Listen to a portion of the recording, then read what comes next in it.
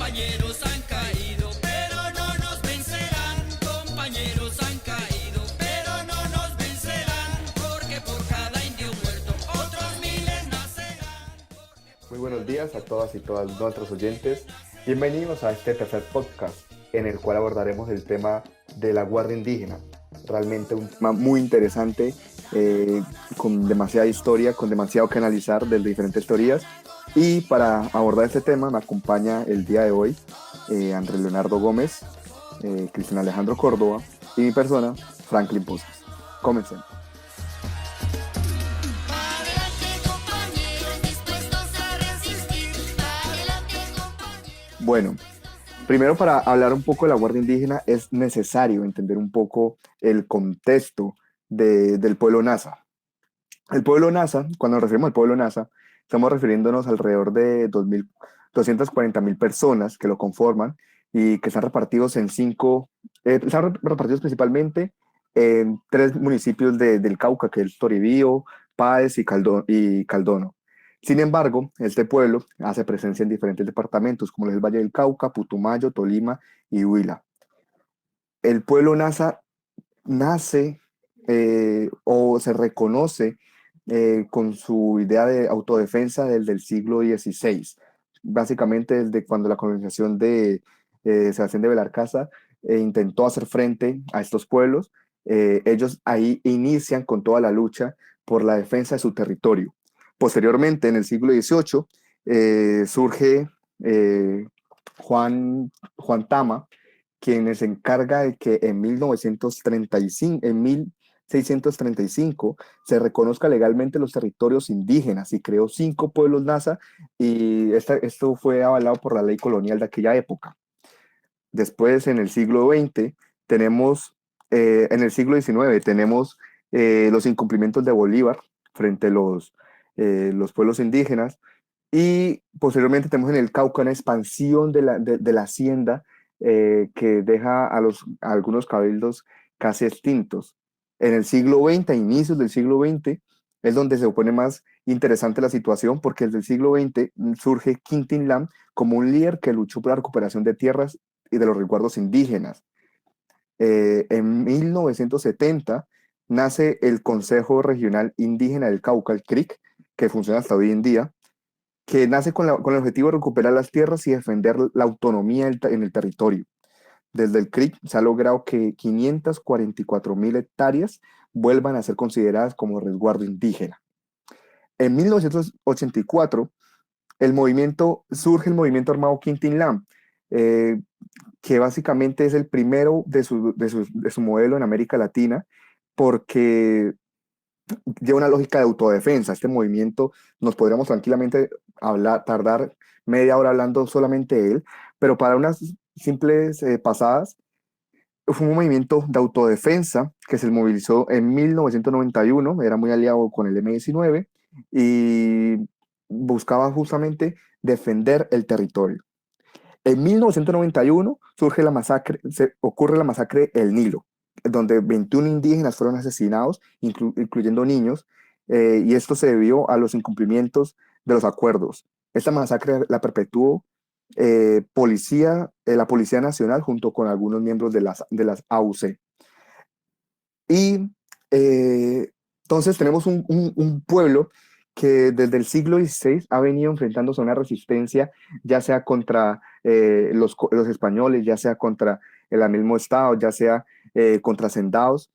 Y este pueblo, con esta lógica de defensa, hace que surja en el 2001, dentro del CRIC, la Guardia Indígena.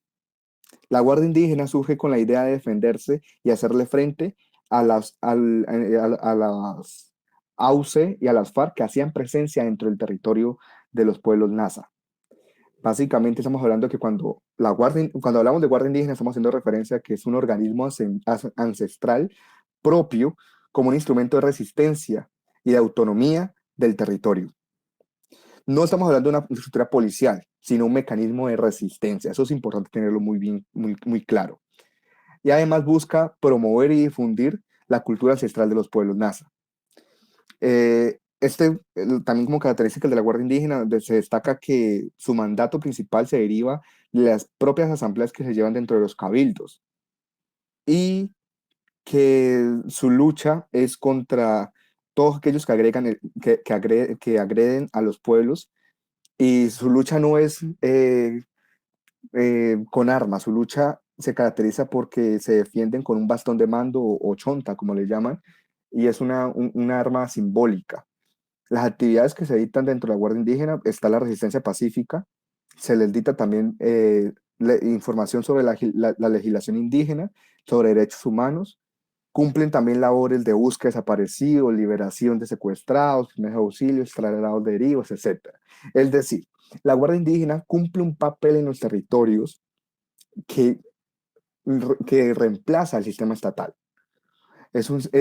Tiene la confianza y la legitimidad de los pueblos indígenas para desempeñar labores que no tiene el sistema estatal.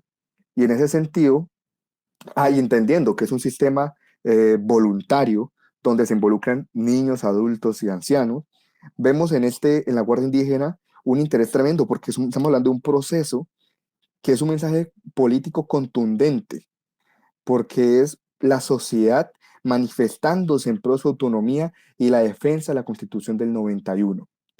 En ese orden de ideas, es un tema muy interesante, con mucha historia, y entendiendo en claro lo que estamos hablando en cuanto a la Guardia Indígena, podemos entrar a analizarlo a la luz de algunas teorías. Así que doy paso a mi compañero Andrés Leonardo.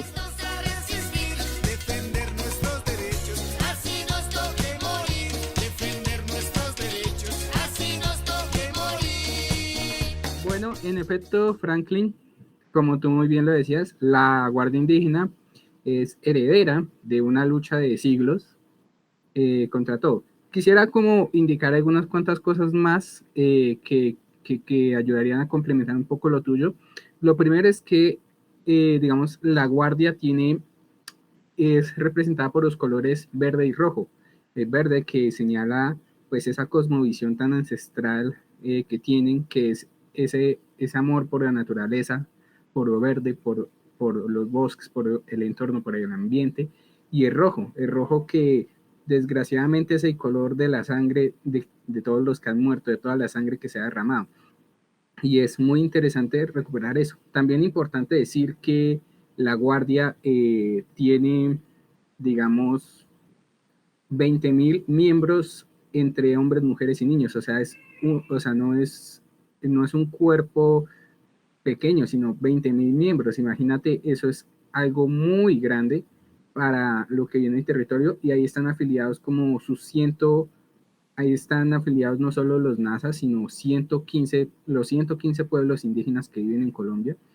Y por último decir, pues que consultando un poco, tenía yo entendido, la Guardia también permite que accedan personas, no importa su filiación ideológica, étnica, religiosa, etcétera, digamos, ellos también pueden pertenecer a la Guardia. Entonces estamos hablando de una organización bastante fuerte, o sea, bastante rica, bastante fecunda, y con, digamos, una forma de organización que sinceramente demuestra esa capacidad de resistencia de los pueblos originarios de nuestro territorio.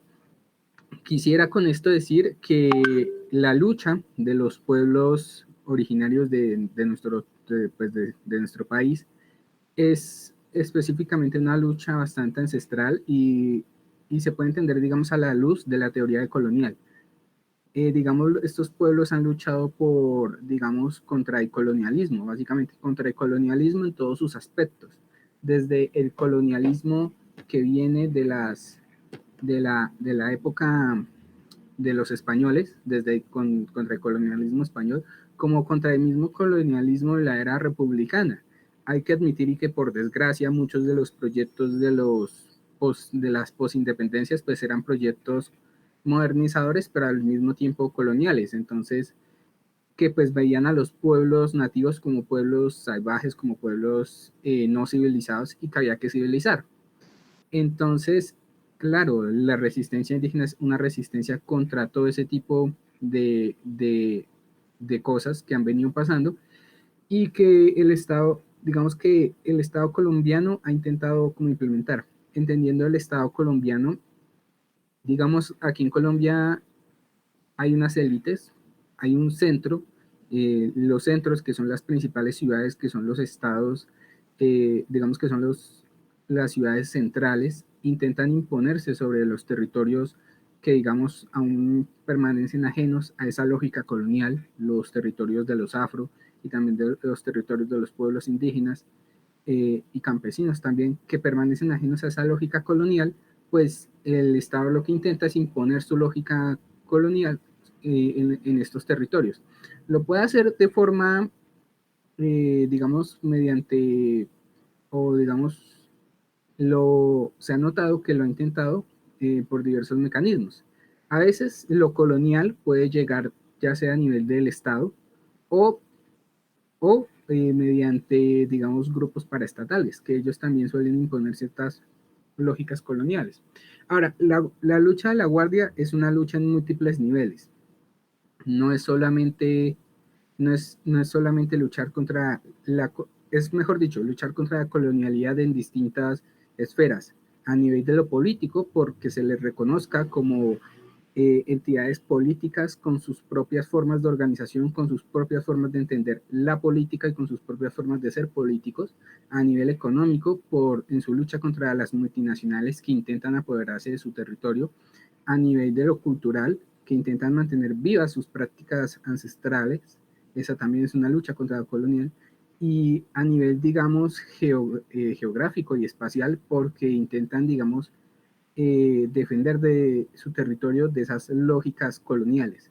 Entonces, es una lucha bastante grande la que hace la Guardia Indígena, porque intenta resistir no solamente los embates del conflicto armado, sino que intenta resistir todo lo que es una forma de organización política, económica y social que intenta, digamos, acabar con estas formas distintas de concebir el mundo y que realmente si lo vemos en retrospectiva lo han hecho bastante bien porque han logrado durante siglos resistir esos intentos de imposición de modelo colonial y ahora con la forma de organización que hemos descrito aquí, pues logran también en cierta medida resistir las formas de intento de dominación colonial. Digamos, falta mucho, pero digamos, también uno puede evidenciar estos logros en el simple hecho de que hoy se mantengan varios 235.000, bueno, más de 200.000 personas, mejor dicho, eh, que mantengan su organización sociocultural y que aún se mantengan resistentes a los embates de conflicto, demuestra pues que la forma de organización de los pueblos originarios pues ha logrado, digamos, tiene sus resultados, es lo que yo quería decir. Vale, Andrés, muchas gracias por ese punto de vista desde la teoría descolonial. Pero yo tengo una pregunta para Christian, es, ¿desde qué otra teoría podríamos observar este movimiento de la Guardia Indígena? ¿Qué opinas? Muchas gracias pues a Franklin por la pregunta y también al compañero Andrés que creo que hace unos apuntes en términos de la teoría de colonial que nos ayudan a entender todo esto que tiene que ver con la Guardia Indígena y el pueblo indígena en general. Pues quisiera dar paso, digamos, a hacer un planteamiento y a contextualizarnos en lo que tiene que ver el siglo XXI con un primer momento y es que tiene que ver, o mejor dicho, lo que fue la minga indígena, digamos, esa erupción de ese acontecimiento histórico eh, ocurrido en 2010, en 2008, perdón, pues cuando se realizaron movilizaciones en donde participaron 10.000, entre 10.000 y 15.000 indígenas pues de diferentes etnias, principalmente la NASA, y que se movilizaban, por ejemplo, a Santander, Quilichao, al departamento del Cauca, en Cali, y que pues que dio origen a que el 2 de noviembre ellos se desplazaran hasta Bogotá, porque el gobierno del que era en ese entonces presidente, o sea, Álvaro Uribe Vélez, pues no les quería cumplir con esas garantías o con lo que ellos exigían. Digamos, entre las principales causas que que ellos manifestaban eran los reclamos de tierras que estaban contemplados desde 1991, donde el gobierno no se había comprometido de verdad a entregar a las comunidades indígenas y que pues continuamente había incumplido estas promesas. Además de eso, pues era un llamado de atención a los asesinatos, secuestros, desplazamientos forzosos y lo que seguía siendo pues el indígena como tal víctima de este conflicto armado que ya lo había mencionado muy bien el anterior compañero Leonardo y que también se reflejaba pues en esas protestas que hacían un llamado general al continuo desmonte de las garantías constitucionales por parte del gobierno nacional, que no eran otorgadas, repito, por medio de la Constitución de 1991, pero que se encontraban contempladas allí. Por eso era que, digamos, esto amenazaba mucho a este pueblo indígena. Además de esto, pues también protestaban contra los tratados de libre comercio como lo fue el ALCA y el TLC, que em, interferían pues en lo que significaba sostener una autonomía por parte de las comunidades.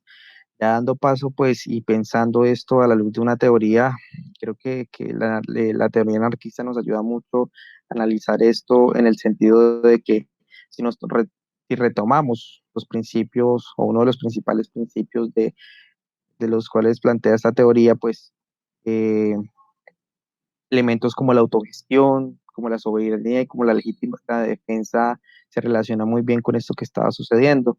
Digamos, en términos de autogestión, es todo lo que significa pues la comunidad indígena y el pueblo nasa como tal en esa reconstrucción de una comunidad que se abastece a ella misma y se construye a sí misma como un sistema organizativo, ¿no? La soberanía que ellos demandan y que el Estado colombiano no se ha encargado de garantizarles y que por el contrario ha irrumpido pues en todas sus luchas y en su forma de organización como un elemento para homogenizarlos en esa construcción de la idea de nación y la legítima defensa que creo que se manifestó muy bien desde, repito, ese acontecimiento que sucedió en este siglo que tuvo que ver con la amiga indígena em, en el 2008 y que le hizo una legítima defensa defendiendo su pueblo, pues la minga al gobierno de Álvaro Uribe Vélez con lo que tiene que ver con su cuerpo antidisturbios, que es el ESMAD.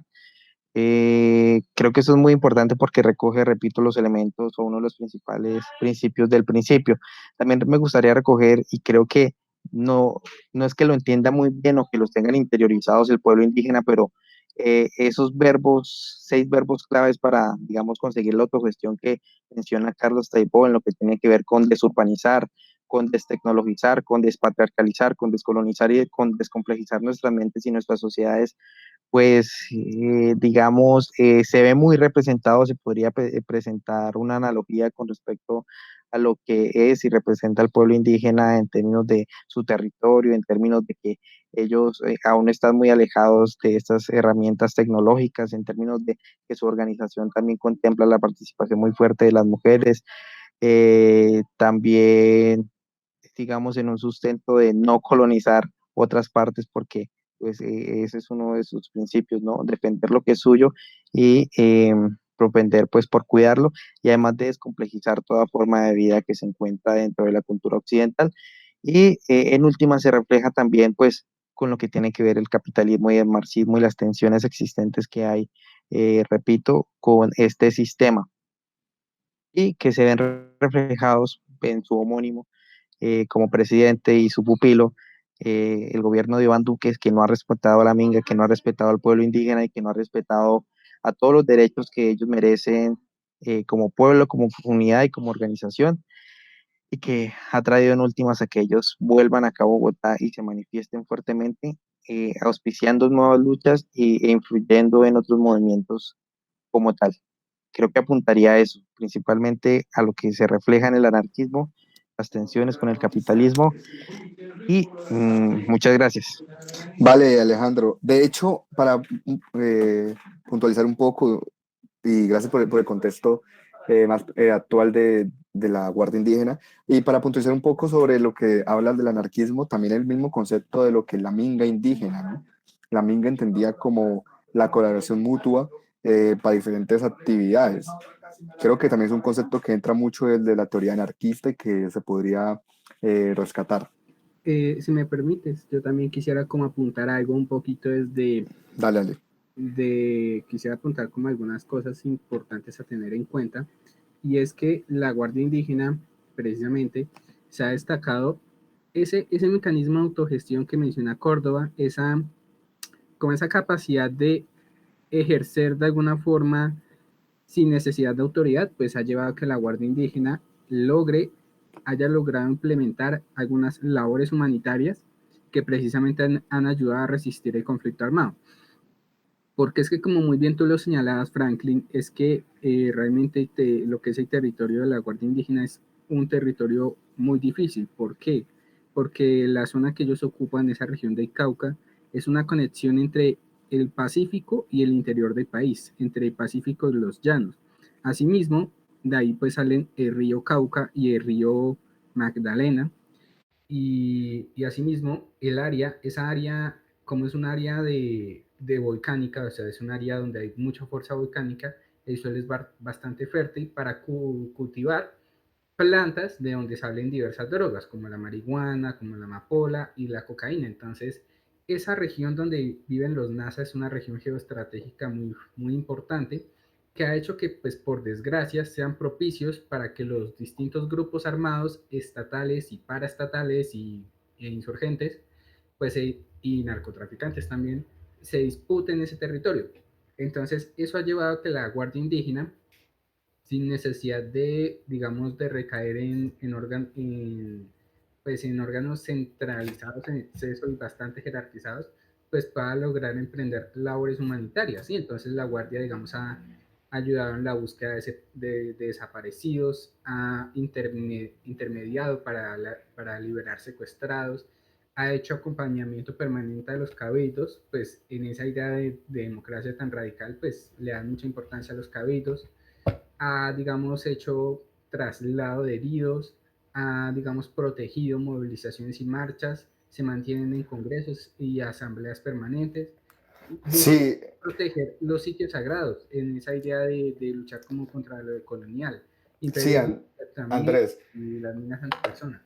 Sí, Andrés, pero igual no solamente el tema de la montaña como tal, sino también tener en cuenta el plan, ¿no? En el plan se genera también una lógica de violencia en cuanto a los hacendados por el tema de los cultivos de caña de azúcar. Muchos de los cabildos fueron desplazados hacia las montañas, porque los suelos fértiles de las planicies fueron de interés para los privados. Para esa lógica también liberal de la exportación de caña de azúcar que se movió desde el bloqueo económico de Cuba, eso influyó en que los cabildos se retiraran hacia las montañas, donde eran zonas más conflictivas con los grupos armados. Y entonces los cabildos se encuentran en una lucha no solamente contra grupos armados al margen de la ley, sino también contra las lógicas paramilitares que se mueven más por las haciendas azucareras. Es un doble conflicto ahí por en el territorio. Quisiera yo apuntar algo, y es que fíjate nomás esa forma geoeconómica de organización territorial, ¿no? Cómo esa, esa lógica geoeconómica colonial de uso de la tierra digamos, exportar, y una explotación constante de la tierra genera esos problemas. Precisamente esa colonización del territorio es una forma de entender desde la teoría colonial a la lucha de la Guardia Indígena. Cómo ellos luchan por permanecer en su territorio y que su territorio no sea explotado en esa lógica colonial de explotación indiscriminada, digamos, sin descanso. ¿Sí? Y entonces ahí se reflejan esa lucha constante. Entonces, ese ejemplo que tú acotas, Franklin, es una muy buena forma de entender, un ejemplo muy interesante de lucha decolonial de los pueblos indígenas por el respeto de su territorio y por su propia forma de organizar geoeconómicamente el espacio. Y también otro ejemplo es la lucha de los cabildos, que pues luchan contra, digamos, por el reconocimiento. Ahí hay otra lucha colonial contra pues un Estado bastante colonialista, en un intento pues de proteger su estilo de vida, obviamente no occidental. Sí, yo quisiera apuntar un poco con lo que ustedes, digamos, están discutiendo, es el trabajo tan fuerte que en última resulta ser indígena en un país como Colombia, ¿no? Es, digamos, ser esclavo de una economía que no le permite a uno, por medio de la autogestión, permanecer como cultura y desarrollar una prosperidad económica. No lo digo solo en términos de dinero, sino que involucra pues todas estas lógicas y estas dinámicas del conflicto y más como el narcotráfico que sucumben dentro de la identidad que tiene que ver con el indígena y que le alteran y le sustraen todos los principios que ellos pueden llegar a tener. Entonces al indígena pues se le tilda, ya hablando por medio de sectores de derecha, de que es un cocalero, de que lo único que hace es de apropiarse de tierras, de que la comunidad indígena tiene una cantidad de tierras que para qué reclaman más, que lo que ellos hacen son aliarse con grupos guerrilleros y establecer alianzas y buenas relaciones. Y toda esta generación, o bueno, este contexto que implica la estigmatización en últimas hacia el pueblo indígena y hacia el indígena como tal, que crea un discurso de odio y estigmatización, como ya lo he repetido muchas veces, hacia ellos. Entonces me parece muy preocupante dentro de esto que estamos discutiendo a raíz de La Guardia, que hace resistencia y que es muy bueno para el contexto que vive el país. Sí, ahora quisiera puntuar algo ya para ir finalizando. Aparte del tema de la Guardia sobre la autonomía y demás, también cabe resaltar los beneficios que da en cuanto a la protección ambiental. Se paran muy firme en cuanto a esa lógica de colonial, de ver la naturaleza simplemente como una zona de explotación, que es lo que hablábamos anteriormente con Leonardo, y también el respeto hacia la naturaleza misma, como un ente autónomo, el cual se dialoga con ellos, se habla con ellos, aprende de él, y ahí nace la necesidad de cuidarlo, de protegerlo, porque no estamos hablando de algo que se explota, estamos hablando de nuestro entorno, de algo que nos enseña, algo de lo cual nos alimenta. Entonces, de hecho, figura dentro del Ministerio de Medio Ambiente los resguardos indígenas como una de las formas de protección ambiental más ambiciosas del país que tiene hoy en día, junto con los territorios afro y con los parques nacionales. Entonces, también un poquito como en el tema ambiental, también se mira esa lógica de colonial de la guardia indígena.